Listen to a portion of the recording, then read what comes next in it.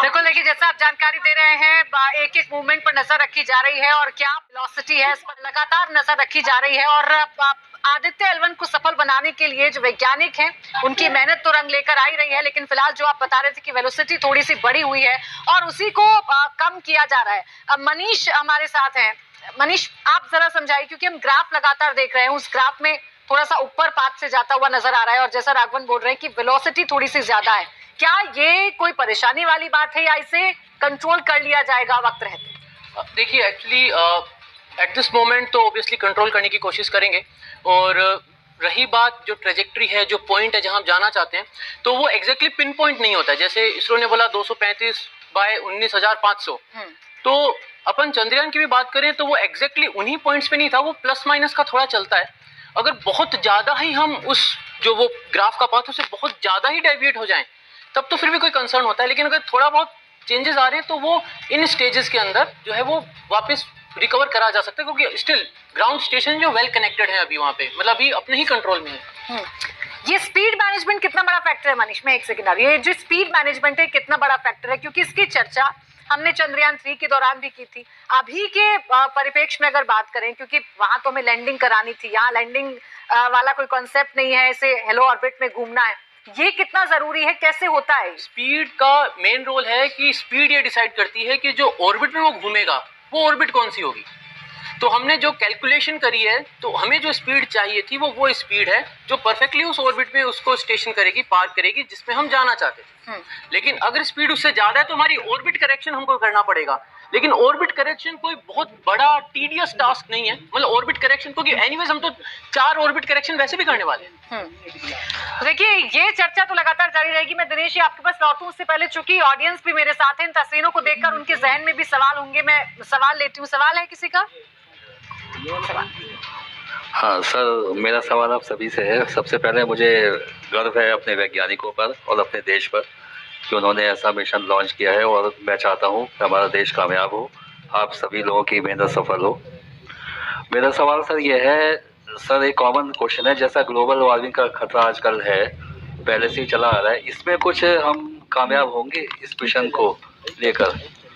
ये ऐसा है कि ग्लोबल वार्मिंग जो सूरज की वजह से हो रहा है, पहले अभी सूरज का टेम्परेचर दिन पर दिन साल भर साल बढ़ता जा रहा है। कुछ गर्मी जो पृथ्वी पे आ रही है वो हमारी गलती नहीं, वो सूरज हमको ज्यादा हीट दे रहा। किसी जमाने में जब क्या वहां पे फ्यूजन होता है हाइड्रोजन का, हाइड्रोजन फ्यूज होता है और वो हीलियम बनता है, तो वो एटम जो हाइड्रोजन बॉम्ब की तरह वहाँ हर साल उसका टेम्परेचर बढ़ते जा रहा है, वो ब्राइटर भी होते जा रहा है। तो वो हम कंट्रोल नहीं कर सकते हैं। पृथ्वी पे जो कार्बन एमिशन और बाकी हो रहा है वो तो हम कंट्रोल कर सकते हैं, लेकिन सूरज के ऊपर तो हमारा कोई बस नहीं है। मैं एक पॉइंट और जरा बोलना चाहता हूँ इस बीच में।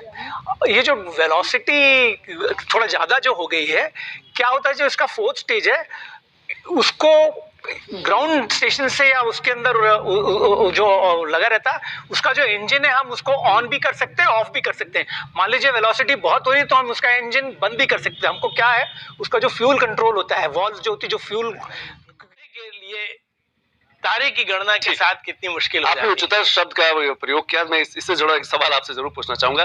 भारत की तस्वीर किस तरीके से देखते हैं जब आदित्य L1 उस पॉइंट तक पहुंच जाएगा? चांद पे सफलता हासिल की है, सूरज की तरफ हम आगे बढ़ रहे हैं, जो वैश्विक अगर उस पे देखा जाए परिदृश्य पे, तो हिंदुस्तान को आप किस नजरिए से देखते हैं, खासतौर से जब हम अंतरिक्ष की बात करते हैं?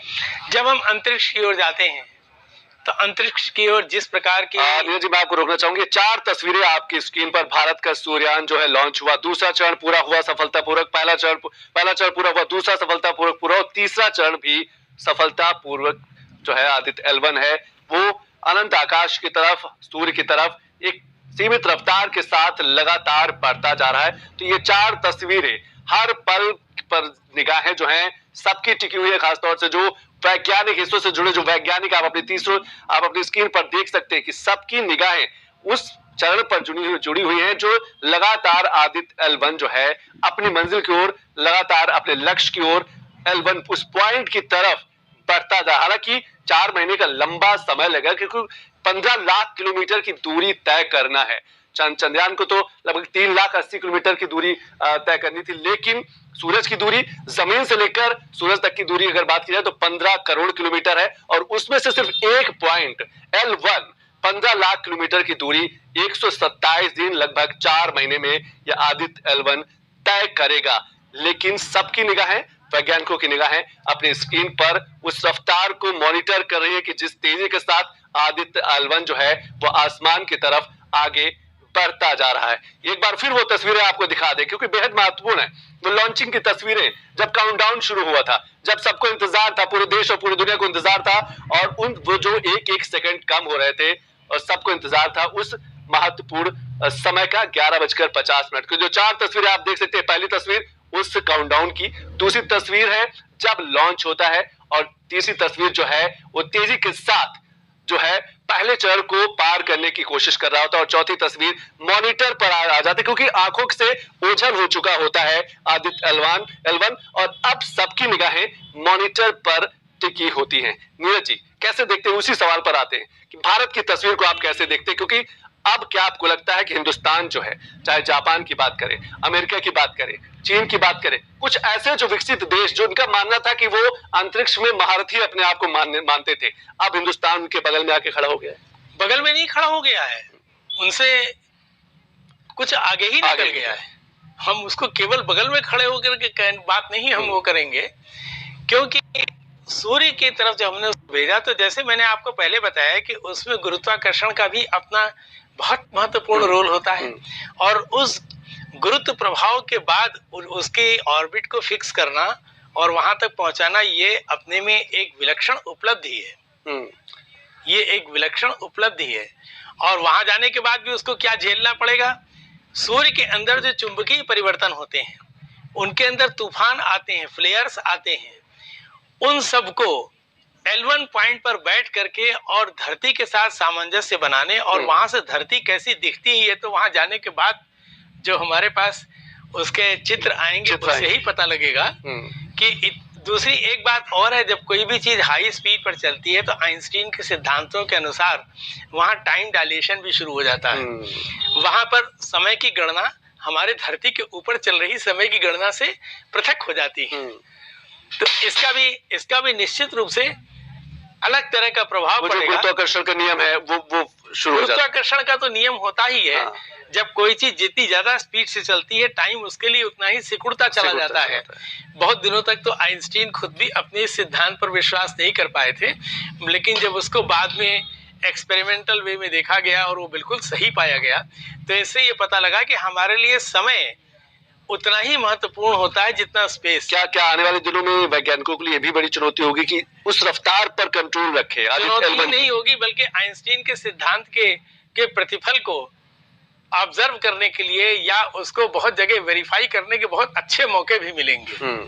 तब इससे ये पता लगेगा कि सौरमंडल के बाहर अगर कोई चीज भेजी जाए, तब उसके लिए हमारी समय की गणना क्या हो जाएगी, क्योंकि आइंस्टीन के अनुसार सबसे तेज चलने वाली चीज फोटॉन होती है, जो कि प्रकाश का वेग होता है। और जितनी भी भौतिक चीजें हैं, जैसे पदार्थ हैं, ये उससे हमेशा कम स्पीड पर ही चलते हैं। तो उस प्रकार की जो ज्योमेट्री होती है और फोटॉन के आगे की ज्योमेट्री, दोनों में बहुत ज्यादा अंतर आ जाता है। हम लोग कभी अगर ये सोचें कि हम जैसे मान लीजिए अगर किसी प्लेटफॉर्म पे किसी ट्रेन में बैठे हुए हैं और ट्रेन जिसमें मूव करती है उसमें से झांकते हुए किसी लड़के ने अगर एक पत्थर फेंका तो देखेगा वो सीधे गिर गया, लेकिन जो प्लेटफॉर्म में खड़ा होता है उसको वो सीधे गिरता नहीं दिखता, वो पैराबोलिक वे में। तो आइंस्टीन का ये कहना था कि आखिरकार उसका सही रास्ता क्या है। तो सही रास्ता कुछ नहीं है, इस पे निर्भर करता है कि आप खुद कहाँ पे मौजूद हैं। जिस समय हमारा L1 के ऊपर ये ऑब्जर्वेशन पॉइंट वहां पहुंच जाएगा, हमारा ये स्पेस क्राफ्ट पहुंचेगा, तो वहां से वो जिस प्रकार की परिस्थितियों को देखेगा वो हम इस धरती पर बैठ करके कल्पना नहीं कर अगर कुछ बड़ी चुनौतियों की बात करें अब, क्योंकि अब आदित्य L1 लॉन्च हो चुका है, अब वैज्ञानिकों की नजर जो है वो मॉनिटर पर टिकी है और उसको मॉनिटर करेंगे। अब क्या कुछ बड़ी चुनौतियां हैं अभी वैज्ञानिकों के सामने? हाँ, उसमें सबसे बड़ी चुनौती ये है कि सूर्य के ऊपर अकस्मात या यूं कहिए कि अनप्रेडिक्टेबल तरीके से जो वहां पर फ्लेयर्स या उसके टुकड़े कभी कभी निकलते हैं, तो उससे उससे वहाँ का प्रभाव जो है बदल जाता है। तो ये अभी एकदम से कहा नहीं जा सकता है। उसके और पैरामीटर्स जो हैं वो टेम्परेचर, जहाँ तक कि टेम्परेचर की बात है, ये हम अभी तक में तो टोटल यही जानते हैं कि टेम्परेचर कितना है वहाँ के बारे में अंदाज लगाते हैं, लेकिन वहाँ की स्थानीय स्थिति क्या होती है उसका अभी पूरी तरह से पता नहीं लगा है। और ऐसे ऐसे रहस्य खुलने की संभावना है जिससे हमारी धरती के मौसम, ओजोन की परत, ठीक है, जो हम ही ने बना इस पर असर पड़ेगा, उन पर असर पड़ेगा। ओजोन की परत का आपने जिक्र किया, क्या आपको लगता है कि जो सूर्य की किरणें हैं, जो अल्ट्रावायलेट जो रेज हैं, वो भी सीधे तौर पर प्रभाव डालेंगी और इसका असर जो हम क्लाइमेट चेंज की बात कर रहे हैं, हम जो लगातार मौसम बदलते हुए मौसम की बात कर रहे हैं, उस पर भी प्रभाव देखने को मिल सकता है? उस पर भी प्रभाव देखने को मिलेगा और उसके प्रभाव से हमारे यहाँ जो जियोलॉजिकल चेंजेस आ रहे हैं, जो भूगर्भित परेशानियां आ रही हैं, परिवर्तन आ रहे हैं, उसके विषय में पहले से जानने या उसका कोई रास्ता निकालने के लिए भी हमको संसाधन मिल जाएंगे।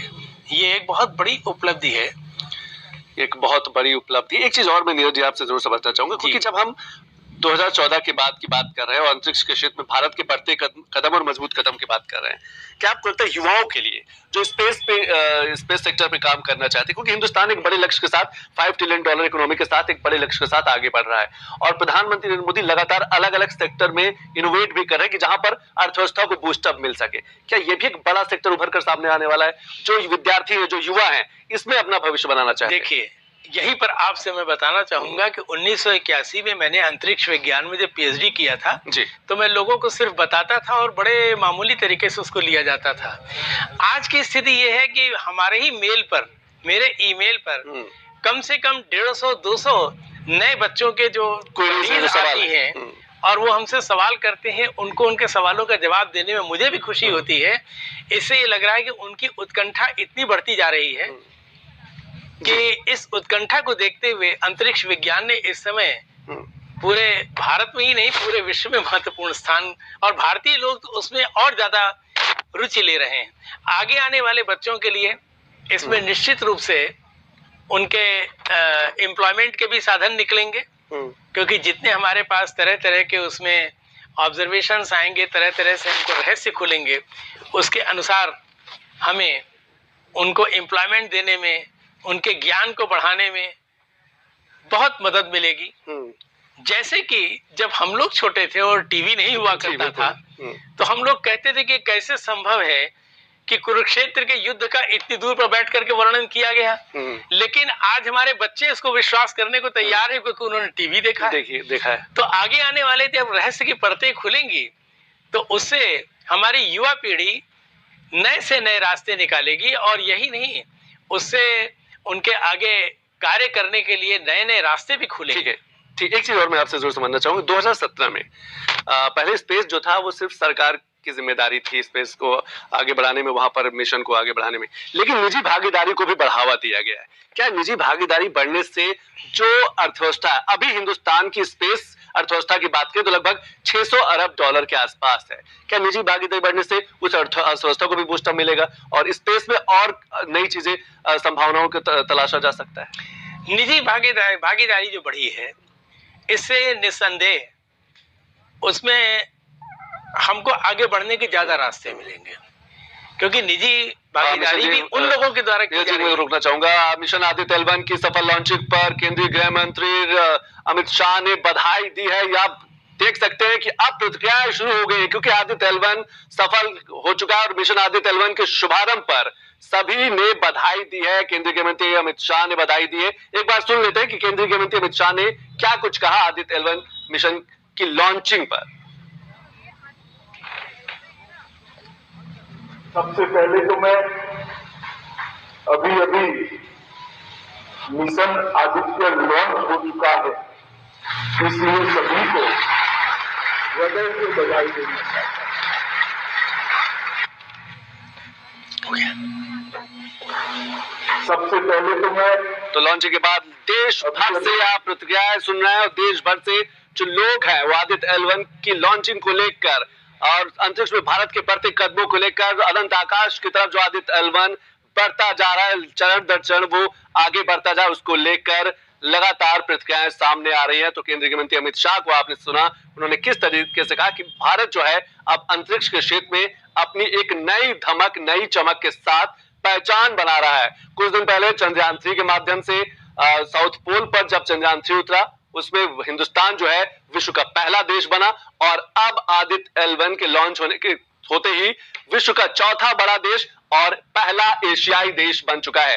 मिशन आदित्य L1 की सफल लॉन्चिंग, देश भर में जश्न का माहौल, अलग अलग तस्वीरें अभी हम आपको कुछ देर बाद दिखाएंगे कि देश भर में किस तरीके से लोग खुशियां मना इस सफलता को लोग ले रहे हैं। सफल लॉन्चिंग पर पूरे देश में खुशी की लहर है। पहले की जो तस्वीरें थी, हमने प्रार्थनाओं को देखा, पूजा अर्चनाओं को देखा, लेकिन अब जो तस्वीरें हैं आदित्य L1 के लॉन्च होने के बाद सफल लॉन्चिंग पर देश भर में अलग अलग शहरों में जश्न मनाया जा रहा है। ये वो तस्वीरें हैं तो आप देख सकते हैं सूर्ययान की लॉन्चिंग को लेकर खुश है हिंदुस्तान के जो लोग हैं। And wow, what an experience it is! Wow, it's a like unforgettable moment for me. It is a really great experience for me. This is the first time I've been here, and the crowd and the cheering and everyone was rooting for India and everyone was shouting. It was crazy. It was a surreal experience for all of us. It's amazing, yeah. I still have goosebumps, and the ground was shaking when the rocket was lifting off. It was crazy. Yeah. How do you feel about India? Yeah, it is really amazing that we are giving competition to space agencies like NASA, ESA, Roscosmos and everything. So we are really looking forward for the next Gaganyaan mission. So we are really excited. I came all the way from Mumbai to watch this live for the first time. NASA, क्योंकि ये प्रतिद्वंदी है, कहा जा सकता है कि competition भी रहता है अलग अलग जो एजेंसीज हैं, जो स्पेस एजेंसी, हम चाहे नासा की बात करें, क्योंकि नासा ने अब तक सबसे ज्यादा सौर मिशन जो है वो लॉन्च किए, लेकिन अब हिंदुस्तान भी उस फहरिस्त में, उस श्रेणी में, उस पंक्ति में आकर खड़ा हो गया है और पहला एशियाई देश बन गया है। चीन भी सौर मिशन नहीं पूरा कर पाया, लेकिन हिंदुस्तान ने वो करके दिखा दिया है और इसीलिए देश भर से जो है अलग अलग तस्वीरें आ रही हैं, उत्साह की तस्वीरें। एक बार फिर आप वो तस्वीरों को देख सकते हैं जो तस्वीर हिंदुस्तान के लिए बेहद महत्वपूर्ण है और सबकी निगाहें इसी क्षण के लिए टिकी हुई थी आदित्य L1 की जब लॉन्चिंग हो और आदित्य L1 जो है एक रफ्तार के साथ आकाश की तरफ, सूरज की तरफ 4 महीने की अपनी यात्रा पर निकल जाए और 4 महीने की यात्रा के बाद जब वहां पहुंचेगा, वहां से जो जानकारी निकल के आएगी वो सिर्फ हिंदुस्तान के लिए नहीं, पूरे विश्व के लिए बेहद लाभकारी होंगी, प्रभावी होंगी। और लगातार हिंदुस्तान, ये लगातार प्रधानमंत्री नरेंद्र मोदी भी कहते रहे कि जो भी जानकारी आएंगी वो मानवीय सुविधाओं के लिए होंगी, वो मानवीय कहा जा सकता है कि पूरे विश्व को आगे बढ़ाने के लिए होंगी, चाहे चंद्रयान 3 से जो जानकारी निकल कर सामने आ रही है या फिर अब जो आदित्य L1 से जो भी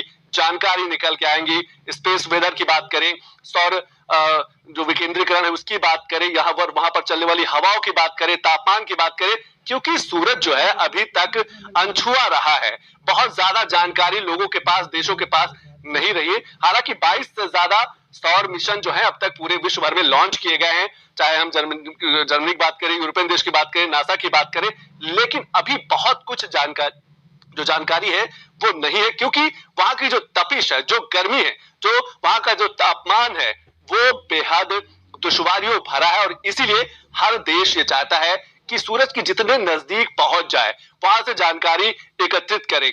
अभी तक हिंदुस्तान जो है ऑब्जर्वेटर में मौजूद जो दूरबीन है उनके माध्यम से जानकारी एकत्रित करता था सूरज से जुड़ी, लेकिन ये पहली बार है कि जमीन से 15 लाख किलोमीटर का सफर तय करके आदित्य L1 उस पॉइंट पर पहुंचेगा जहां से जानकारी एकत्रित होगी। नीरज जी कैसे देखते हैं, क्योंकि आज का दिन पूरे विश्व के लिए, पूरे हिंदुस्तान के लिए बेहद महत्वपूर्ण है, लेकिन जो जानकारियां निकल के आएंगी, ओजोन परत से जुड़ी जो जानकारियां निकल के आएंगी, जो स्पेस वेदर है उससे जो जुड़ी जो जानकारियां निकल के आएंगी, कितना बदलाव आने वाला है आने वाले दिनों में? हम तो सबसे बड़ी बात ये देख रहे हैं कि भारतीय जनमानस के ऊपर इन समस्त अनुसंधान का जो प्रभाव पड़ा है और हमारा जनमानस जिस तरह से आह्लादित है, उसको देख करके तो हमको ये भी लगता है कि अभी कितने अच्छे से अच्छे वैज्ञानिक इनमें से निकलेंगे जो कि शायद इसके पहले अत्यंत सुषुप्तावस्था में थे। अगर हम देखें तो कभी किसी जमाने में हमारे एक प्रधानमंत्री श्री लाल बहादुर शास्त्री जी ने कहा था, जय जवान जय किसान, और हमारे भारत रत्न प्रधानमंत्री अटल बिहारी वाजपेयी साहब ने उसमें एक शब्द जोड़ दिया कि जय जवान जय किसान जय विज्ञान जी। आज वही जय विज्ञान हम सबके सामने प्रतिफलित होकर आया है और इस तरीके से हमारे जनमानस के ऊपर उसका प्रभाव देख करके तो हम वास्तव में ऐसा लगता है कि अब भारत को वैज्ञानिक क्षेत्र में विश्व का प्रथम देश बनने में बहुत देर नहीं लगेगी।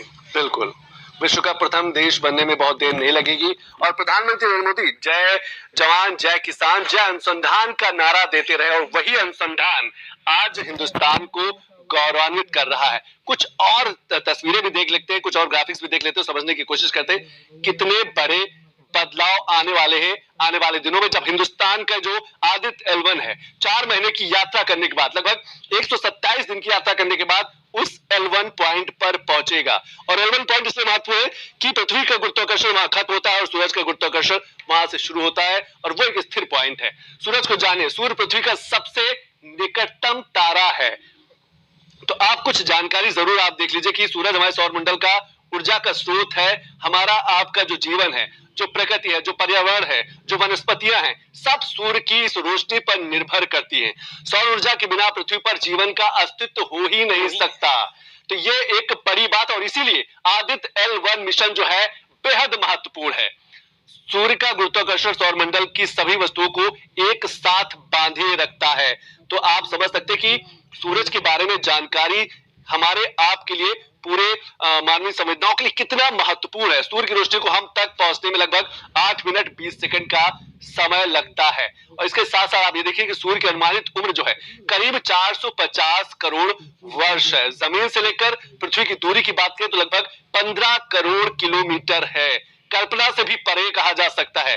सूर्य हाइड्रोजन और हीलियम गैसों की एक गर्म चमकती गेंद की तरह दिखाई देता। तो सूरज के बारे में आपकी जो जानकारी है हमारे आपके लिए बेहद महत्वपूर्ण है और इसीलिए आदित्य L1 जो है इस मिशन को इतना महत्वपूर्ण है और इसीलिए पूरे देश भर की, पूरे इसरो की निगाहें, पूरे विश्व की निगाहें सब इसी पर टिकी है। सूर्ययान L1 बिंदु तक की यात्रा की बात करें तो आदित्य L1 को PSLV रॉकेट द्वारा श्रीहरिकोटा से सुबह 11:50 पर लॉन्च कर दिया गया और 4 चरण पूरे भी हो चुके हैं। शुरुआत में अंतरिक्ष यान पृथ्वी की निचली कक्षा में यानी कि लोअर ऑर्बिट में स्थापित होगा और उसके बाद धीरे धीरे वो अपनी 4 महीने की यात्रा इन्हीं चरण को धीरे धीरे पार करता हुआ आगे बढ़ेगी। इसके बाद कक्षा को और अधिक अंडाकार करके अंतरिक्ष यान को ऑन बोर्ड किया जाएगा।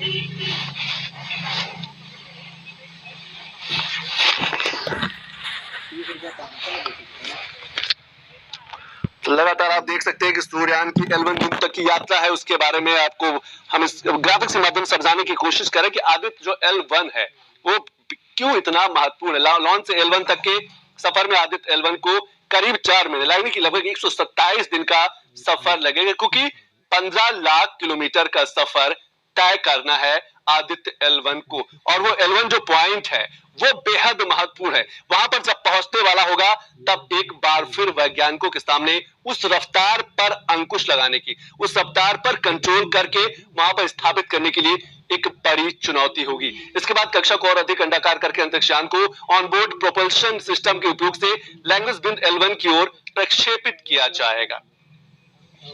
तो देख रहे हैं कि जो सूरज की जानकारी है वो कितनी महत्वपूर्ण है। आप देख सकते हैं ये कुछ बड़ी चीजें हैं, आप अपनी स्क्रीन पर देख सकते हैं कि लगातार इसीलिए सूरज के बारे में जानकारी बेहद जरूरी है और इसीलिए आदित्य L1 मिशन सिर्फ हिंदुस्तान के लिए नहीं पूरे विश्व के लिए बेहद महत्वपूर्ण है। और एशियाई देश में सबसे पहला देश बन चुका है हिंदुस्तान। आप समझ सकते हैं इसीलिए देश दुनिया भर की निगाहें और लगातार हम आपको प्रतिक्रियाएं भी सुना रहे हैं कि अभी कुछ ही देर पहले केंद्रीय गृह मंत्री अमित शाह ने साफ तौर पर कहा था कि अंतरिक्ष में भारत अब और मजबूती यानी कि अंतरिक्ष में भारत का तिरंगा और मजबूती से लहराएगा। चंद्रयान की सफलता के बाद भारत के जो वैज्ञानिक है उनका भी हौसला बढ़ चुका है और वो भी आज 10वां दिन है और एक बड़ी सफलता की ओर हिंदुस्तान ने कदम बढ़ा लिया है। 10 दिन पहले हमने इसी जगह से हमने कहा था कि चंद्रयान 3 जब सफल हुआ था तो पूरा विश्व में पहला देश हिंदुस्तान बना था। तो ये आप देख सकते हैं कि सूरज के बारे में जानकारी कितनी महत्वपूर्ण हो जाती है। और इसीलिए ये मिशन, इस मिशन पर सबकी निगाहें थी। हिंदुस्तान का पहला सौर मिशन था और अब तक इसरो की बात करें तो 5 ऐसे बड़े कहा जा सकता है कि मिशन उसने लॉन्च किए जो पृथ्वी की कक्षा से बाहर गए। हम चाहे मंगलयान की बात करें, चंद्रयान 1, चंद्रयान 2, चंद्रयान 3 और इसके साथ साथ ये आदित्य L1। तो लगातार इसरो जो है वो कीर्तिमान स्थापित कर रहा है। लगातार जो हिंदुस्तान है वो अंतरिक्ष के क्षेत्र में अपनी पहचान बना रहा है और इसीलिए अंतरिक्ष में अर्थव्यवस्था की बात करें तो लगभग 600 अरब डॉलर की अर्थव्यवस्था हिंदुस्तान बन चुका है जब हम अंतरिक्ष की बात करते हैं। नीरज जी, कैसे देखते हैं जब हम अर्थव्यवस्था की बात करते हैं? अर्थव्यवस्था को दूसरे तरीके से देखना होगा।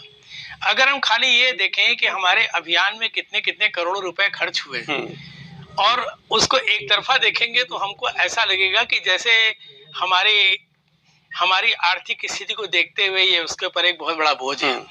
लेकिन इसका दूसरा पहलू है। अभी हमने जब चंद्रयान 3 भेजा तो आप देखिए वहां से हमको बहुत तरह के खनिज, बहुत तरह की सूचनाएं, बहुत सारी ऐसी चीजें मिल रही हैं कि जिन सूचनाओं के आदान प्रदान से निस्संदेह भारत को आर्थिक लाभ भी होगा। उसी प्रकार से सूर्य के जाने के बाद जिस समय L1 के ऊपर हमारे पास ऑब्जर्वेशन आएंगे और उनके आधार पर हम अपनी जियोग्राफी को, हम अपनी जियो सिस्टम के ऊपर अपना प्रभाव दिखाने में सफल होंगे तो उसके बदले में हमारी आर्थिक स्थिति निस्संदेह सुधरेगी, क्योंकि बहुत सारी चीजें हमारे ऊपर विपत्ति आपत्ति के रूप में आकर के और हमारी आर्थिक क्षति करती हैं। दूसरे अन्य देश जो हमारी ओर देख रहे हैं, जब उनको ये सूचनाएं प्राप्त होंगी तो वो निश्चित रूप से हमारे लिए आर्थिक लाभ का एक कारण बनेगा और हो सकता है कि हमने जितना धन व्यय किया है इससे कितने गुना आर्थिक लाभ आगे हो। तो ये अगर हम इस प्रकार का कोई वेंचर ना किए होते तो हमारी आर्थिक स्थिति स्वतः में आगे डामाडोल हो सकती थी, परंतु इस प्रकार के मिशंस के हो जाने के बाद निश्चित रूप से आगे हम बढ़ेंगे। बिल्कुल, निश्चित रूप से हम आगे बढ़े और आगे बढ़ते भी जा रहे हैं। चंद्रयान 3 की सफलता के बाद, मंगलयान की सफलता के बाद, चंद्रयान प्रथम की सफलता के बाद लगातार हम आगे बढ़ते जा रहे हैं और इसीलिए लगातार ये कहा भी जा रहा है कि हिंदुस्तान जो है वो सिर्फ जमीन के विकास की बात नहीं कर रहा है। हिंदुस्तान जो है जमीन पे तो विकास कर ही रहा है, एक बड़े लक्ष्य $5 ट्रिलियन इकोनॉमी के साथ, बड़े लक्ष्य के साथ आगे बढ़ रहा है। लेकिन उस लक्ष्य में अब आने वाले समय में जो स्पेस सेक्टर है उसकी कितनी बड़ी भूमिका होगी, ये बहुत जरूरी है, देखने वाली बात होगी। क्योंकि 2017 में निजी भागीदारी की शुरुआत की गई। कुछ तस्वीरें आप देख सकते हैं एक बार फिर से, वो महत्वपूर्ण तस्वीरें और जिन्होंने आज हिंदुस्तान को नहीं, हिंदुस्तान के हर नागरिक को गर्व से भर दिया, गौरवान्वित कर दिया। आदित्य 1, चंद्रयान 3 की ये 2 बड़ी तस्वीरें। चंद्रयान 3 की आप सफलता देख सकते हैं कि पहला देश बना था हिंदुस्तान चांद के साउथ पोल पर, दक्षिणी ध्रुव पर लैंड कराने वाला। वो तस्वीर आप अपनी स्क्रीन पर देख सकते हैं। दूसरी जो तस्वीर है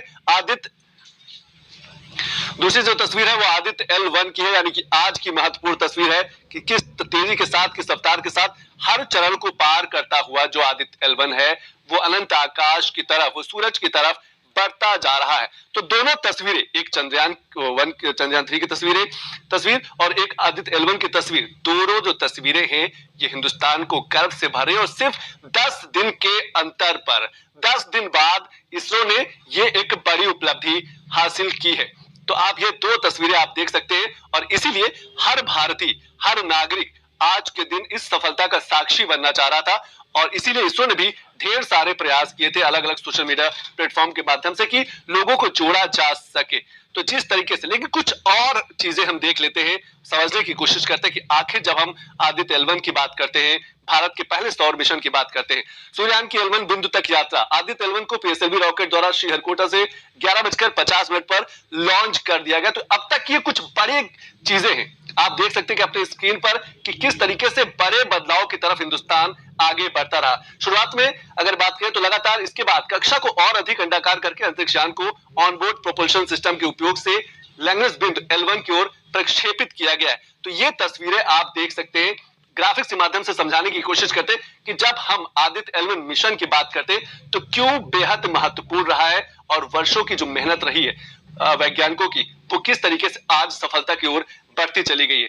पृथ्वी के गुरुत्वाकर्षण क्षेत्र से बाहर निकलने के बाद क्रूज चरण शुरू हो जाएगा और बाद में अंतरिक्ष यान को L1 की तरफ भेज दिया जाएगा। लॉन्च से L1 तक के सफर में आदित्य L1 को करीब 4 महीने का समय लगेगा। आप देख लगभग 127 दिन की जो यात्रा है वो आदित्य L1 तय करेगा और आदित्य L1 को PSLV रॉकेट द्वारा श्रीहरिकोटा से सुबह 11:50 पर लॉन्च कर दिया गया है और 4 चरण पूरे भी हो चुके हैं।